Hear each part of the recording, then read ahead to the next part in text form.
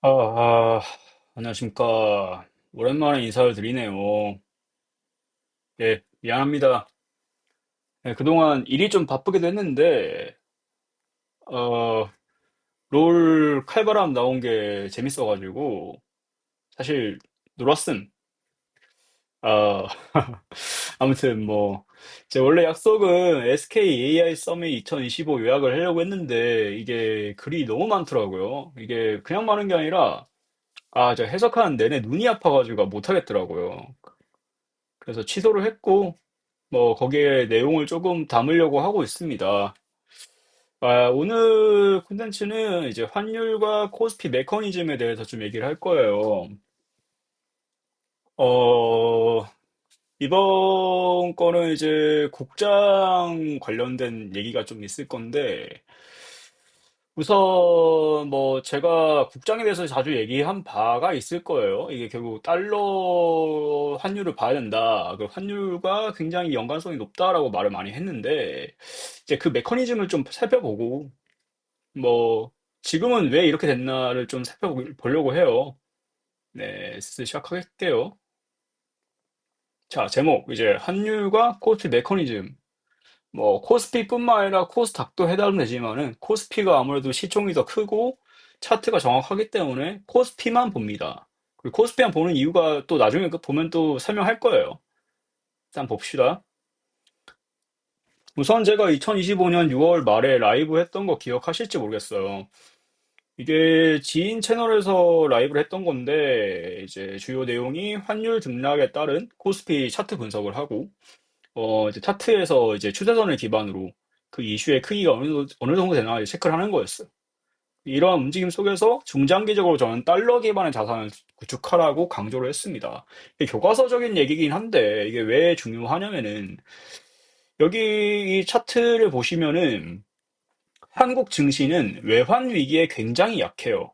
그래서 IMF나 9.11 테러나 닷컴버블 붕괴, 리먼 브라더스, 우한 폐렴 뭐 이런 거 있을 때 차트가 확 꼬였단 말이에요.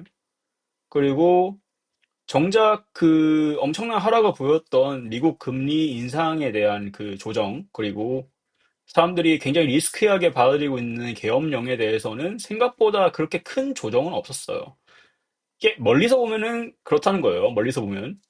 멀리서 보면 그렇게 큰 조정은 없었다. 이제 멀리서 봤을 때 금리 인상 조정이나 계엄령이나 둘 다 박스피 시기에 저점을 다졌을 뿐이지. 잘 지켜줬고 그렇게까지 엄청난 그런 건 없었다. 예, 그래서 저는 이 계엄령이 한국 경제의 근본적인 펀더멘탈을 흔들 정도는 아니었다고 보고 있습니다.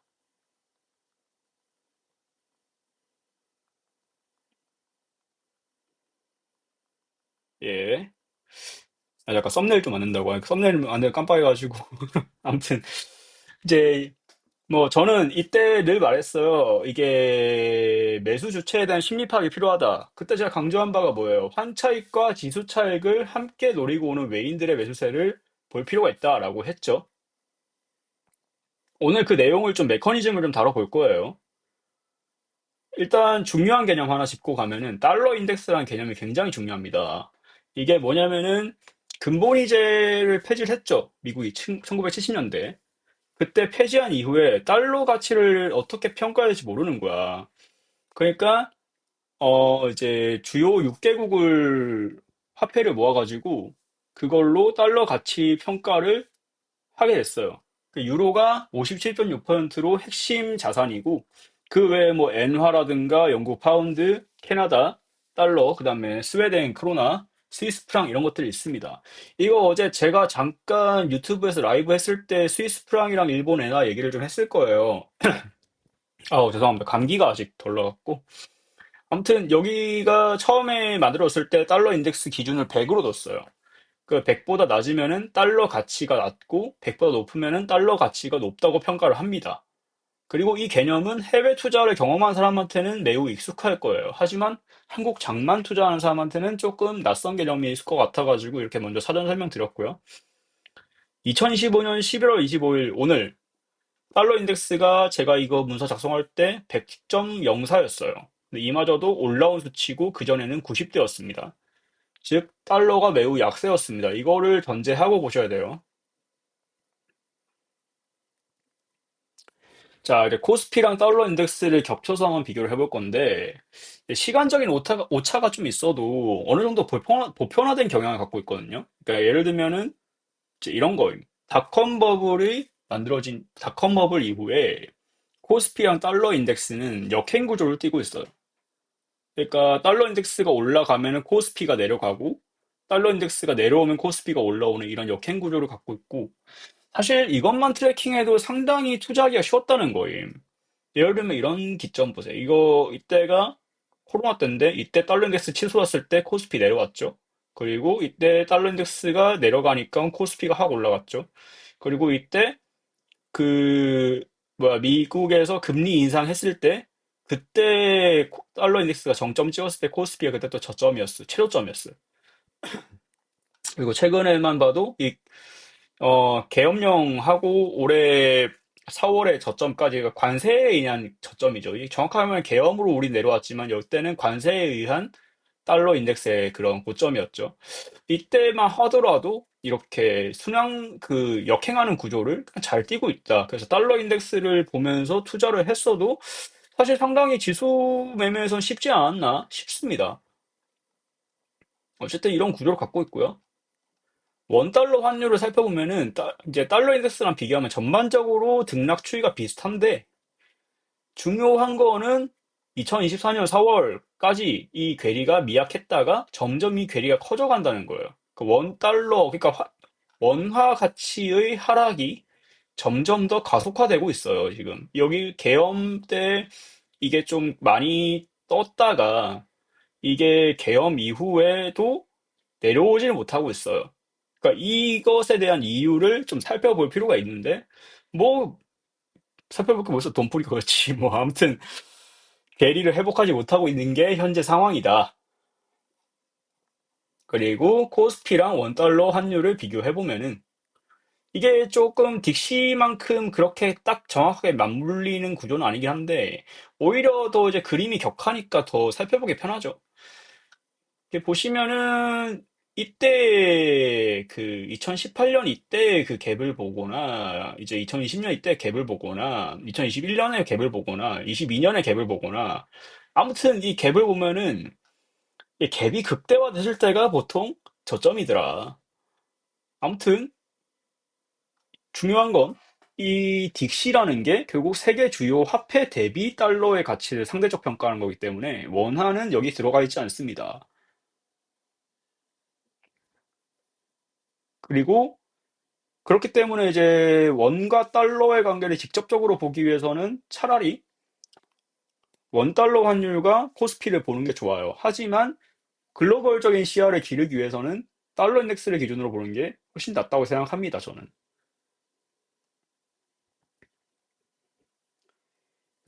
최근에는 좀 이상한 현상이 벌어지고 있는데, 바로 이제 환율과 코스피가 함께 상승을 한다는 거예요. 보통 메커니즘은 환율이 상승하면은 이제 코스피가 이제 내려가면서 즉 코스피 저점이 다져지고 거기서 다시 환율이 꺾이면 코스피가 다시 올라가는 그런 그림이었는데 최근에는 환율과 코스피가 함께 올라가고 있어요. 그리고 동시에 이것 때문에 딕시, 그러니까 달러 인덱스와 환율 괴리가 더 격화되고 있거든요. 여기 왼쪽이 이제 달러 인덱스랑 코스피의 그림이고 오른쪽이 코스피랑 그 환율의 그런 그림이에요. 보시면 아시겠지만은 달러 인덱스는 내려가 있는데 여전히 환율은 치솟아 있죠. 아까도 얘기했지만 뭐 돈벌이가 그렇지 뭐. 자, 돈을 푼다는 증거가 이거임. M2가 비정상적으로 상승하고 있다. 아, 이게 진짜 이렇게 자원이 없는 나라에서 이 정도 양적 완화를 할 수 있나 싶을 정도인데 2020년 3월을 기점으로 지금 비교를 다 했어요. 2020년 3월을 기점으로 한국은 흰색, 미국은 파란색, 일본은 초록색인데 각각 양적 완화의 정도가 이 정도예요. 미국은 처음에 양적 완화를 굉장히 격하게 했다가 고금리 기조 때 좀 상당량을 회수를 했어요. 그리고 다시 돈 풀기 시작하면서 이제 와서 과거에 그 뭐야, 제로금리 시대의 양적 완화 정도, 그러니까 달러 그 M2 정도를 회복을 하고 있는 건데 한국이랑 일본은 계속 풀었어요. 근데 중요한 거는 일본이 푼 거 대비 한국이 정말 다이나마이크하게 풀었다. 문제는 한국의 해외 자산이나 뭐 이제 금융의 안정도, 그다음에 화폐 안정도 이런 것들은 일본의 그 수준에 뭐 미치지 못한다. 그렇기 때문에 일본이 한다고 한국이 하는 건 좀 말이 안 되는 행위예요. 굳이 비유를 하자면은 일본은 지금 그 뭐랄까 자산은 많은데 일자리가 없는 그런 상황이라면 한국은 자산이 쥐뿔도 없는데 일자리가 있는 그런 상황이거든요. 그러니까 다르게 얘기하면 그거예요. 고소득 흑수저, 그리고 이게 한국, 고소득 흑수저, 이게 한국, 그다음에 백수 금수저, 이게 지금 일본, 이런 상황이에요. 그 일본인 분도 들을 수 있는데, 이게 제가 일본 비하하려고 그런 게 아니라, 이제 이해를 극단적으로 해야 이해가 머릿속에 확 박히기 때문에 그렇게 말을 했습니다. 예, 내가 얼마나 친일파인데. 아무튼, 이제 시사점을 좀 살펴보면은, 이제 달러 인덱스랑 원 달러 환율은 괴리가 굉장히 커지고 있어요. 동일 시기에 달러 인덱스 핵심 구성 화폐인 유로는 달러 인덱스랑 그 유사한 움직임을 보이고 있는데 오히려 달러보다 강세 움직임을 보이고 있거든요. 이거는 달러 자체에 대한 약달러 기대감이 여전히 존재를 하고 있고 원화가 자체적으로 약해지고 있다. 이걸 시사합니다. 그리고 위에도 아까도 말했지만 좀 전에 말했지만 동일 시기 유로화는 더 강세를 보이고 있는데 이게 약간 괴리가 있긴 했어. 약간의 괴리가 생기고 있긴 하지만 그렇게 유의미한 정도는 아니에요. 그 확실한 바는 아닌데 이제 사람들이 더 이상 유럽이 과거와 같은 재정 지출을 감당하지 못한다라고 생각하는 것 같아요. 근데 뭐 이거는 유럽 사정이니까 제끼고 유로 강세는 지금 유럽 사정과 별개로 한국과 유럽 간의 환율을 이제 달러와 이제 원화의 환율 차이보다 더 심각하게 만들고 있다. 그래서 뭐 이제 이런 걸 가지고 서학개미가 얼마를 샀다 뭐 이런 얘기가 나오는데 이게 좀 말이 안 되는 부분인 게 일단 한국의 외환 보유고를 좀 찾아봤어요 제가.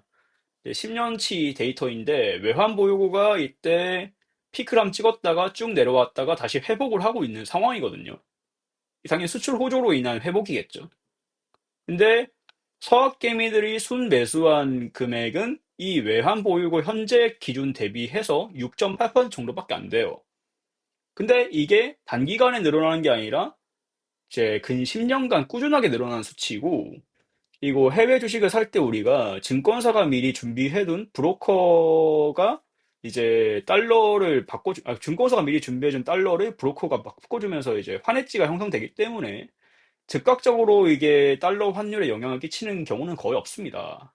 그러니까 저런 이상한 소리를 하는 이유를 모르겠고, 일단은 이제 제가 이제 약간의 그런 변명을 하자면은, 윤석열 개새끼, 어, 이 못돼 먹은 새끼, 이렇게 얘기해야 안 잡혀가겠죠. 아무튼, 저렇게 해서, 이제 정치질을 해서, 이제 저 자금을 코스피로 리턴 시키려는 의도가 있는 게 아닌가 싶습니다. 이 윤석열 개새끼, 어, 넘어가고. 자, 저는 이제 그 환율과 코스피 메커니즘을 생각할 때 좀 글로벌하게 생각했으면 좋겠어요. 글로벌하게 생각한다는 건 뭐냐면은, 이 한국인들이 미국에 투자할 때는 무슨 생각을 하냐면은, 와, 어? 이거 미국 테크가 이렇게 오르고, 달러도 오르면은 내가 테크로 먹는 수익 곱하기 달러 먹는 수익 해가지고, 야, 이렇게 더 먹네? 이렇게 생각하지만, 외국인들도 똑같이 생각한다 이거지. 우리가 원화 기준으로 생각하듯이 외국인도 똑같이 달러 기준으로 생각한다 이거예요. 그러니까 이제 원화 가치가 약할 때, 그리고 달러 가치가 높을 때는 같은 양의 달러를 더 많은 원화로 환산할 수 있겠죠. 그리고 이때 만약에 증시가 처박혀 있다 이러면은 저평가된 주식을 살 수 있고, 저평가돼 있기 때문에 더 많은 수량을 담을 수 있고, 시간이 지나가지고 주가가 오르고 원화 가치도 강해진다 하면은 외국인들은 주가 상승 곱하기 환율 상승을 먹을 수 있는 거죠. 그러니까 한국 투자자가 미국에 투자할 때는 똑같은 메커니즘으로 한 차익을 볼 수 있는 거예요. 그러니까 이 메커니즘만 파악을 해도 사실 반은 먹고 들어갑니다. 그러니까 아래가 예시인데 한번 읽어보세요. 삼성전자가 2024년 11월 13일에 5만 원 언더였어요. 이때 1,405원이었는데 이 따지고 보면은 고환율이죠. 물론 그때 그 이후에 계엄령으로 인해서 더 올라갔지만 어쨌든 원화가 이때 약세였습니다. 이때 만약에 외인이 100만 달러를 원화로 환산한다면은 14억 5백만 원입니다. 자, 이걸로는 삼성전자를 약 2만 8천 주를 살 수 있어요. 그리고 계엄령으로 피크를 찍었을 때 환율이 이제 삼성전자는 5만 2,875원이었어요. 이때 원화 가치로는 14억 뭐 이렇게 되지만은 달러 환산하면은 101만이 돼요. 그러니까 이 경우에는 차라리 원화로 들고 있는 게 더 이득이죠. 왜냐면은 원화로 얻은 수익 아니 이거 원화로 얻는 게 더 이득은 아니구나. 어쨌든 이때만 하더라도 이제 달러 환산했을 때 가치가 더 올라가요. 예, 뭐 아니 잠깐요. 뭐 말이 좀 헷갈린다. 어쨌든 간에 읽어보세요. 읽어보면 될 건데 어쨌든 결론적으로 얘기하면은 24년에 그 2024년 11월 13일에 삼성전자 사가지고 만약 6월 9일까지 홀딩해서 팔았다 하면은 원화 기준으로는 19.8% 수익을 얻지만은 달러 기준으로는 약 24.6% 수익을 확보하는 거예요. 그러니까 환차익으로만 약 5% 정도의 수익을 더 먹게 된다 이겁니다. 그러니까 이 메커니즘만 이해해도 박스피에서 외인 매수세를 예측하는 건 그렇게 어렵지 않고 제가 이 예시는 자주 얘기했어요. 상당히 자주 얘기했고 제가 이걸로 성공한 사례도 상당히 많이 보여줬습니다. 이거는 이제 제가 유튜브에 올린 건 별로 없고 옛날에 텔레그램 단톡방들 돌아다니면서 가끔 얘기했을 거예요. 그때 이제 같이 의견을 동조해 주신 분들도 있을 거고 저를 보신 분들도 있을 거니까 제가 거짓말하는 거 아닌 거 알 겁니다. 자, 그리고 이제 이런 상황에서 이 내용을 인지하고 다시 딕시 그리고 USD KRW와 코스피를 한번 봅시다. 외국인의 진입 조건을 상정하고 차트를 보는 것과 아닌 건 차이가 커요. 주봉, 월봉 기준에서 이제 달러 인덱스나 환율이 피크를 찍은 타이밍이랑 코스피가 저점을 찍은 타이밍은 거의 일치를 합니다. 지금 저기 네모 박스 쳐주신 거 보시면은 다 보이실 거예요. 어느 정도 일치하고 있다라는 것을. 물론 100%는 아니지. 그리고 현재 외국인 매수세가 10월 20일경으로 꺾이기 시작했어요. 딱 저때거든요. 제가 지금 차트가 잘못 그려져 있는데 어쨌든 저거 차트 직접 보시면 되니까 코스피는 이제 올라가다가 잠깐 내렸을 때 이때가 외인들이 매도를 했었던 때거든요. 이때 코스피 지수가 3,800대 중반이었어요. 그리고 외인 매수세가 꺾이자마자 개인 매수세가 이를 메꾸면서 4,226까지 코스피 상승을 견인했습니다. 다음 장에서 보실 수 있을 거예요. 다음 장 보시면은 바로 나오죠. 이때 이게 키움증권 1년 데이터인데 코스피 매수 누적 금액인데 외국인들이 이제 올해 4월부터 사가지고 10월 20일쯤에 다 던지기 시작했고 개인들은 그때쯤부터 다시 사가지고 지금 코스피에 올렸던 거예요. 그리고 기관들도 계속 매수를 하고 있고 중요한 건 이제 외인들이 떠나간다 이거거든요. 10월 20일 경으로 환율 변동성은 격화됐습니다. 엄밀히 따지면은 9월 16일부터 환율은 상방으로 돌아갔지만은 저 때마다도 계속 매수세가 있었기 때문에 저항 역할을 단기적으로 수행을 했어요. 근데 중요한 거는 10월 20일 이때 메인이 팔기 시작하니까 저항을 빠르게 치고 올라갔죠. 거의 저항이 의미가 없을 정도로 빠르게 치고 올라갔죠. 이게 달러가 빠져나가고 있다는 겁니다, 지금.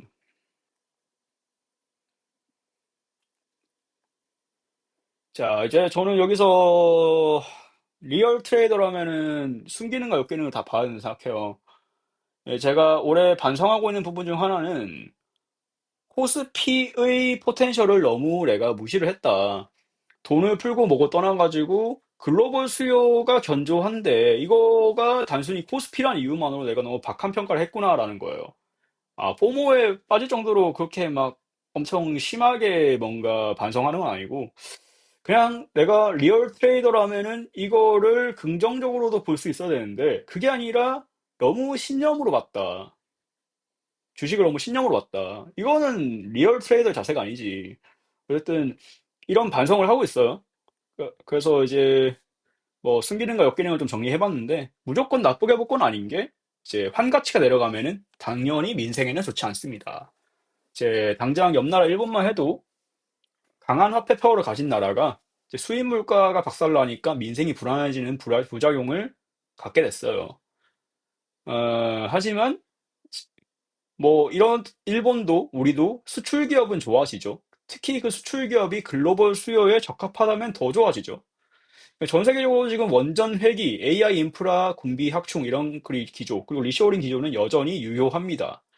한국은 다행히 원전 기술력도 있고 AI 인프라의 핵심적인 고성능 메모리 재료 기술도 보유를 하고 있어요. 그리고 국내 방산 기업들 역시 나토 호환성과 함께 빠른 생산 그리고 가격 경쟁력을 경비했기 때문에 지정학적 리스크 수요 충족하기 굉장히 적합해요. 이런 기업들은 원화 가치가 내려감에 따라서 오히려 가격 메리트를 더 보장받기 때문에 수출 실적이 잘 찍힐 가능성이 매우 큽니다. 하지만 중요한 건 이런 기업에 종사하거나 이런 기업의 밸류체인에 속할 수 있는 기업들은 괜찮지만 단순하게 순수 내수로 먹고 사는 사람들은 수입 물가에 박살이 나는 거예요. 이게 오늘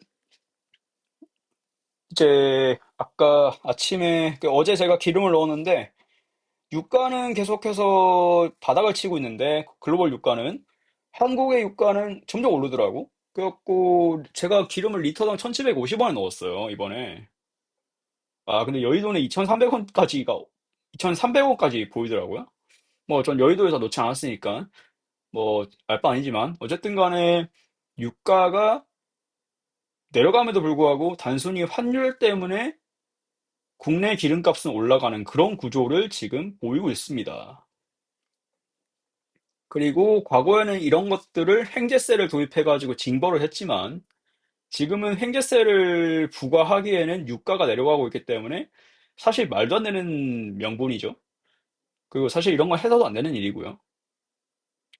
그리고 위에서 말한 수출 호조 역시 수요자가 권역 내 생산을 준비하고 있기 때문에 만약에 얘네가 그걸 확보하는데 성공한다면은 한국 제조 경쟁력은 글로벌 안보 이슈랑 맞물리면서 퇴색될 가능성이 높아요. 그렇다고 해서 무차별적으로 환율 개입해가지고 환을 안정시킨다? 이러면은 이제 환율 조작국이라는 오명을 쓰게 되면서 무역 안보에 민감한 트럼프의 심기를 건드릴 가능성이 매우 높게 되죠. 예, 그래서 이제 향후의 투자 포인트를 좀 생각해 보면은 이제 뭐 아까도 얘기했지만은 저런 글로벌 기조는 견조하거든요. 저는 이제 SK AI 서밋 2025에서 힌트를 좀 얻었어요. 지금 당장은 이제 구글 TPU가 새로운 AI 수단으로 주목받고 있지만은 시장 내에서 엔비디아 위상은 여전히 견조합니다. 그리고 이 서밋에 AI 관련 종사자들이 굉장히 많이 참여를 했어요. 그리고 동시에 말한 게 메모리 혁신이에요. 아, 물론 이제 메모리 기업 메모리 제조사를 방문했으니까 당연히 그런 얘기 하겠지 싶긴 하지만 한편으로는 또 일리가 있다 생각한 게 이때 얘기 나온 것들이 AI에서 데이터 병목 현상에 대해 얘기 많이 했는데 그 데이터를 처리를 하는 거는 이제 코어 칩이지만 데이터가 이동하는 경로에 있는 건 항상 메모리거든요. 그러니까 메모리가 데이터 이동을 빠르게 해줘야 이게 코어 칩이 빠르게 받아서 그걸 처리하는 거예요.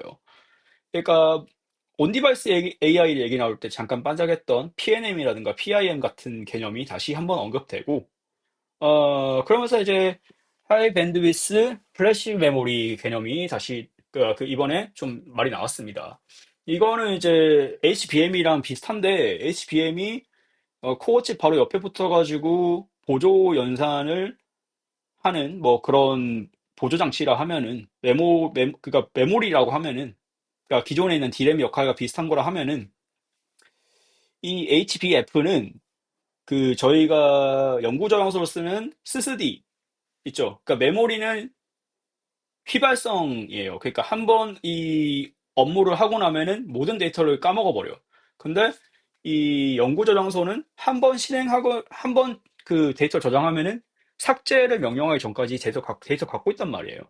이것조차도 AI 특화 형태로 만들어서 AI에 쓰이는 데이터를 더 많이, 더 빨리 입출력시키겠다라는 말을 하더라고요.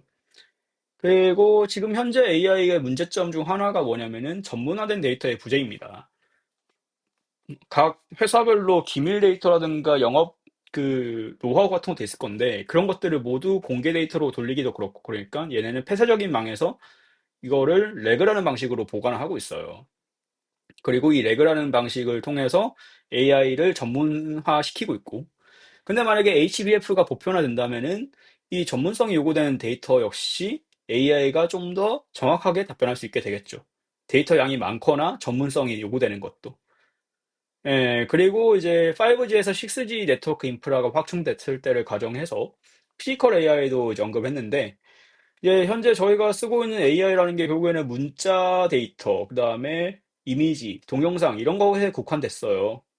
그리고 음성까지. 근데 이런 것들은 결국 컴퓨터 안에서 움직이잖아요. 파일로.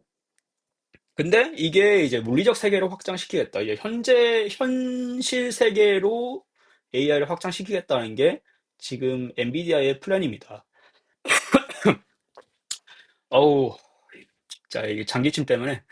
아무튼 이제 그 두 얘기 모두가 이제 메모리 반도체의 거대 수요를 전제하는데 우선 메모리 자체가 데이터 입출력 양이 많을수록 그 수명이 짧아지는데 AI는 데이터를 주고받는 양이 많아요.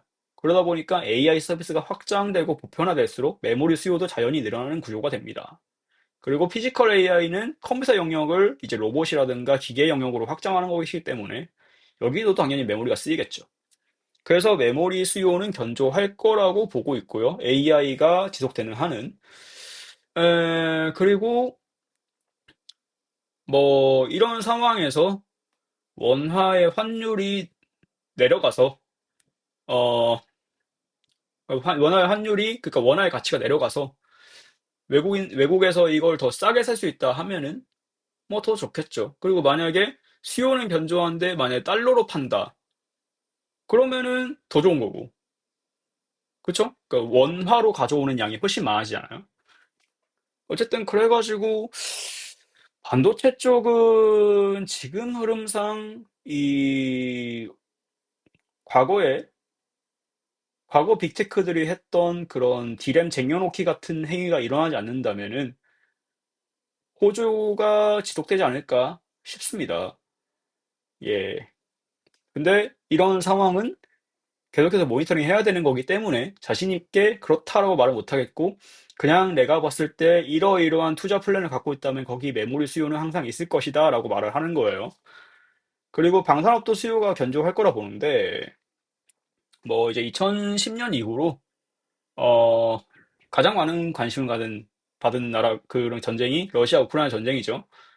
이제 이 전쟁은 첨단 기술이 굉장히 많이 적용됐는데 이제 과거에는 레이더를 통해서 목표 탐지하고 미사일 쐈는데 요즘엔 C4ISR 체계에 대해서 정밀 타격을 하고 있어요.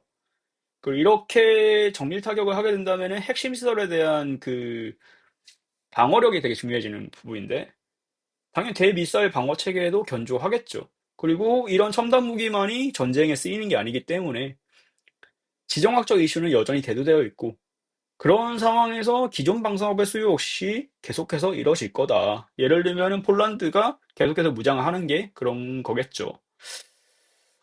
오늘은 그냥 하루 만에 만들었기 때문에 굉장히 좀 이제 내용의 정리가 좀 덜 된 부분이 있는데, 어, 뭐 제가 말씀드리고 싶은 거는 이해했을 거라고 봐요. 결국 중요한 게 이거거든요. 이런 그 글로벌한 생각, 글로벌한 생각, 메커니즘. 돈이 들어오는 걸 어떤 조건에 들어올지를 생각을 해야지, 그러니까 이익을 쫓는 흐름을 생각해야지, 그게 물려놓고 제발 들어와 주세요 하는 건 이제 좀 그렇다. 물론 나도 물리지만, 이제 내가 이제 그 뭐 시계열을 어느 정도 보고 내가 부담할 수 있는 금액의 그런 한도 내에서 물리는 거 하고, 그게 아니라 그냥 인생 베팅 해놓고 제발 들어와서 나 좀 살려주세요 하는 건 다른 얘기거든요. 그러니까 그런 얘기 좀 하지 말고 그냥 글로벌하게 생각해가지고 우리도 외국인 좀 털어먹고 해야지. 그 맨날 이런 그 환율 체크 안 하고 지수의 그 상황 체크 안 하고 일단 플랫출 매수 딱 갈려가지고 외국인들한테 제발 살려주십시오. 그만 팔아 개새끼들아 이런 얘기 하면은 그냥 사람이 추해 보이고 발전이 없습니다.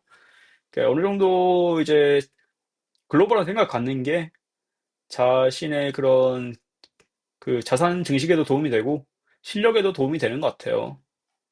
예, 그래서 오늘 만든 이유는 별거 없음. 그냥 어제 뭐 서학개미 어쩌고 하면서 환율 서학개미가 이렇게 했네 하는 그런 헛소리 못 참아서 만들었고, 에, 그냥 뭐 힘드네.